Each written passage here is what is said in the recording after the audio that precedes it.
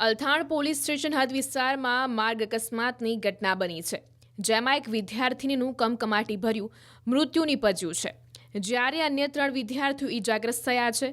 બનાવ અંગેની મળતી જાણકારી પ્રમાણે 4 વિદ્યાર્થીઓ કાર લઈને ફરવા આવ્યા હતા। ડાયમંડ બુર્સમાં ડેવલપ થઈ રહેલા રોડ પર જ્યારે કાર પૂરપાટ ઝડપે પસાર થઈ રહી હતી, ત્યારે ગાડી બેકાબૂ થતાં તે ડિવાઈડર કૂદાવીને બીજા ડિવાઈડર નજીક પલટી મારી ગઈ હતી। આ સમગ્ર ઘટનામાં દિશા જૈન નામની 17 વર્ષીય વિદ્યાર્થીનીનું કમકમાટી ભર્યું મૃત્યુ નીપજ્યું હતું, જ્યારે અન્ય 3 વિદ્યાર્થીઓ ઈજાગ્રસ્ત થયા હતા। અકસ્માત અંગેની જાણ થતાં જ લોકો ઘટના સ્થળે દોડી આવ્યા હતા અને ઈજાગ્રસ્તોને તાત્કાલિક અસરથી નજીકના દવાખાને સારવાર અર્થે ખસેડ્યા હતા। પોલીસે હાલ કાર ચલાવતા રાહુલ ચૌધરી નામના યુવકની ધરપકડ કરીને કાયદેસરની કાર્યવાહી હાથ ધરી છે। અકસ્માત બાદના દ્રશ્યોમાં જોઈ શકાય છે કે ગાડી ડિવાઈડર સાથે અથડાયા બાદ આખી પલટી ગઈ હતી। આ ઘટના વાલીઓ માટે લાલબત્તી સમાન છે। પોતાના બાળકો પર અંધવિશ્વાસ કરીને વાહનોની ચાવી આપવી ક્યારેક મોંઘી પણ પડી શકે છે।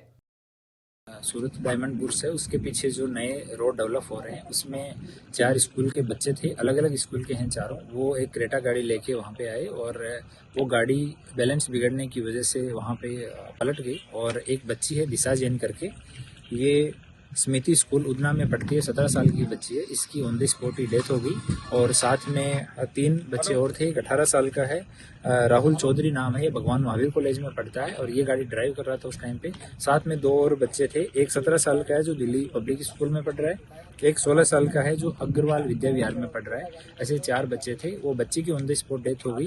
बाकी लोगों को माइनर इंजरीज हैं, ज़्यादा गंभीर इंजरी नहीं है। तो इनका अलग अलग हॉस्पिटल में इनके परिजन और दोस्त इनको लेके गए। तो अभी सब जगह पे पुलिस की टीम भेज के उनका स्टेटमेंट लिया जा रहा है। एक साइड से गाड़ी ने डिवाइडर जंप करके गाड़ी दूसरी साइड में गई और दूसरी साइड में पलटी है।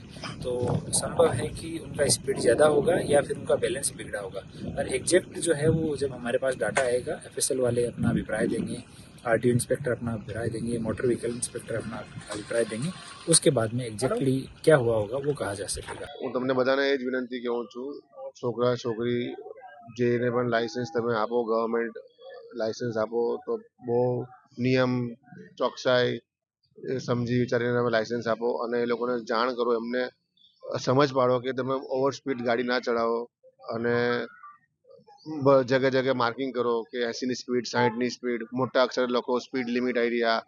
હું આ જ મેસેજ આવું સમાજને આપવા માંગુ છું અને અમારી બેન ખોઈવી છે। આગળ આવા ઇન્સિડન્ટ ના થાય એ બદલ તમે બધાને એ જ રિક્વેસ્ટ કરું છું કે થોડુંક સ્પીડમાં સંયમ રાખી અને થોડુંક છોકરા છોકરીને થોડું બ્રીફ કરી નિયમોનું પાલન કરી જીવન સારું, નિયમ સમજાવીને નિયમ પાલન કરી આગળ સારું જીવન નીકળે એ જ તમને વિનંતી કરું છું।